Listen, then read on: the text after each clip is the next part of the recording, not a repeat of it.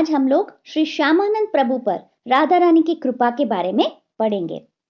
श्यामानंद प्रभु मेदिनीपुर जिले में जन्म ग्रहण किए थे। वे जन्म से ही गौरांग महाप्रभु के भक्त थे। उनका बचपन का नाम था दुखिया। दुखिया ने हृदय चैतन्य को अपने आध्यात्मिक गुरु के रूप में स्वीकार किया था। हृदय चैतन्य अंबिका कालाना में रहते थे। उन्होंने अपने शिष्य दुखिया को एक नया नाम दिया। दीक्षा के बाद उसका नाम हुआ कृष्णदास। कृष्णदास बहुत मेधावी थे, इसलिए उनके गुरुदेव हृदय चैतन्य उन्हें श्री जीव गोस्वामी से दर्शन शास्त्र की शिक्षा लेने के लिए वृंदावन भेजना चाहते थे। कृष्णदास वृंदावन जाकर श्री जीव गोस्वामी से भक्ति शास्त्र का अध्ययन करने लगे। हृदय चैतन्य कृष्णदास को एक पत्र लिखकर भेजे कि जिसमें यह आज्ञा दिए थे कि जीव गोस्वामी के पूर्ण शरणागत होकर उनके उपदेशों को सब प्रकार से स्वीकार करें। श्रीनिवास आचार्य एवं नरोत्तम दास ठाकुर उनके पहले वृंदावन पहुंचकर षड गोस्वामियों के साथ भक्ति शास्त्र का अध्ययन कर रहे थे।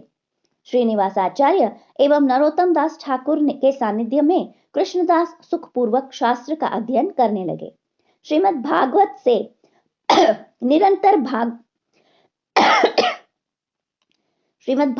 निरंतर भगवान की सेवामयी भक्ति की महिमा सुनते सुनते कृष्णदास के हृदय में किसी एकांत कुंज में श्री श्री राधा गोपीनाथ की सेवा करने की तीव्र लालसा विकसित हुई। उन्होंने श्री जीव गोस्वामी से अपनी उस अभिलाषा को व्यक्त किया। उन्होंने उनको राधा रानी की कृपा प्राप्ति के लिए प्रतिदिन शेष रात्रि में कुंज में झाड़ू लगाने को कहा। संध्या काल में कृष्णदास श्री विग्रहों के सामने नृत्य कीर्तन करते एवं तीव्र भक्ति के साथ रोते रहते। शेष रात्रि श्री जीव गोस्वामी के आदेश से कुंज में झाड़ू लगाते। इस प्रकार कुछ दिन व्यतीत हो गए और उसके बाद उन्होंने श्रीमती राधा रानी की कृपा दृष्टि प्राप्त हुई। एक दिन भोर में जब वे झाड़ू लगा रहे थे तो उसी कुंज प्रांगण में उन्हें एक नूपुर यानी कि पायल पड़ा हुआ दिखाई दिया। बहुत खुशी के साथ उन्होंने उसे उठा लिया। जैसे ही उन्होंने उस नूपुर का स्पर्श किया, वे हर्षातिरेक से के भाव से विह्वल हो गए। आनंद अश्रुओं को पोंछते हुए कभी छाती से लगाते, कभी उसे अपने सिर पर रखते तो कभी उसके दिव्य सुगंध को सूंघने लगे। उसी समय राधा रानी को पता चला कि उनका एक नूपुर कहीं खो गया है।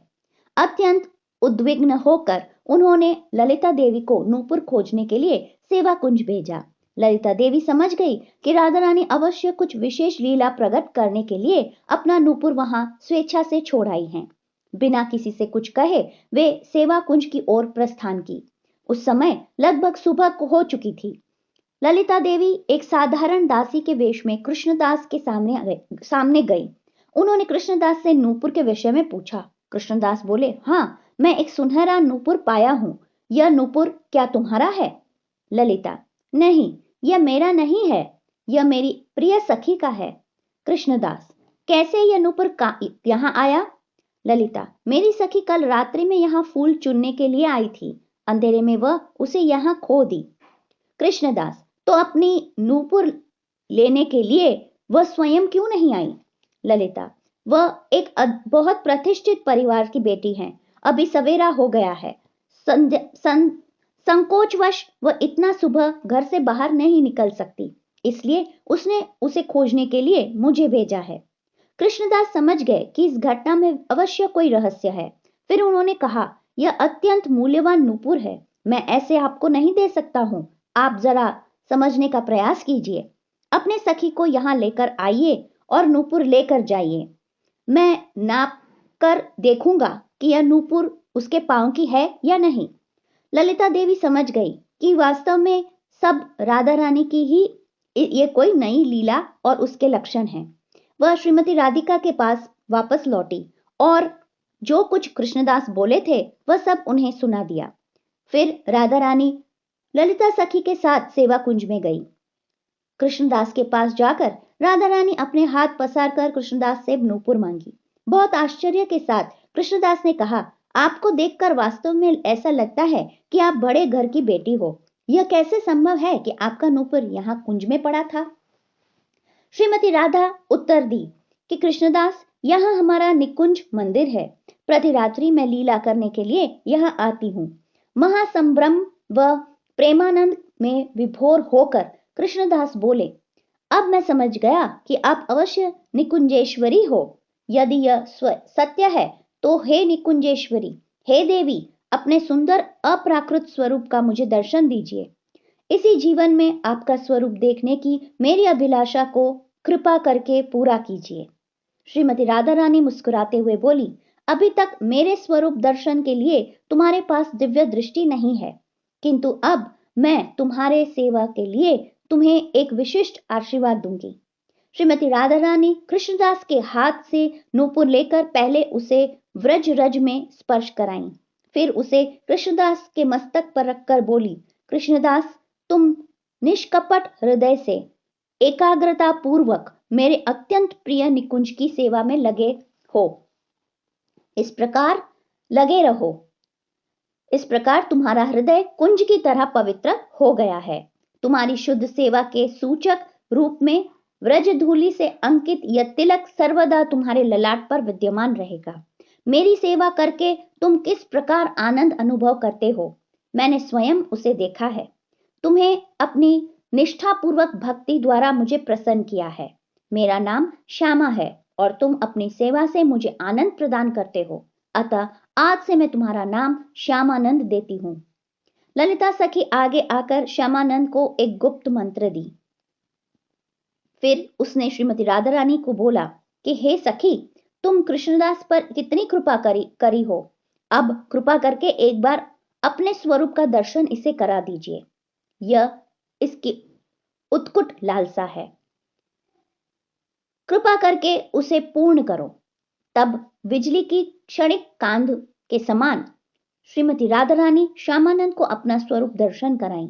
उसी बिजली सदृश महाविद्युतमय चिन्मय रूप का दर्शन कर श्यामानंद मूर्छित होकर भूमि पर गिर पड़े।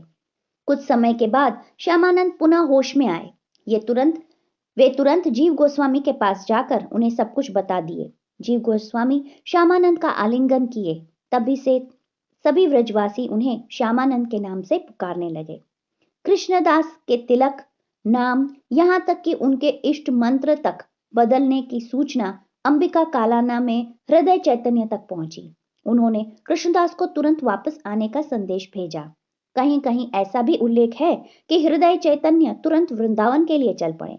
श्यामानंद यानी कि कृष्णदास के तिलक, नाम परिवर्तन व नए इष्ट मंत्र के जप आदि करते देखकर वे अत्यंत रुष्ट हो गए। उन्होंने कृष्णदास से उसके इस प्रकार के व्यवहार का कारण पूछा। कृष्णदास गुरु के प्रति अत्यंत विनीत व पूर्ण शरणागत थे। वे अपने गुरु के अलावा और किसी को नहीं जानते थे।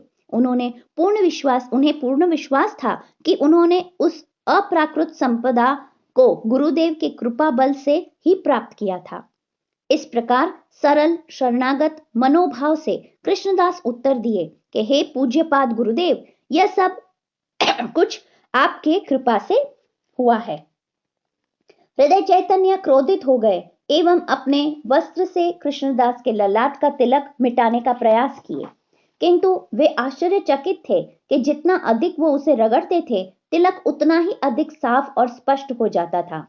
उस रात्रि श्रीमती राधा रानी हृदय चैतन्य के स्वप्न में दर्शन देकर बोली कि उन्होंने स्वयं कृष्णदास का नया नामकरण किया है और तिलक परिवर्तन किया है। राधा रानी की कृपा प्राप्त श्यामानंद को अतुल सौभाग्यशाली समझकर हृदय चैतन्य तुरंत उनके पास गए और प्रसन्न मन से उनको गले लगा लिया। हरे कृष्णा।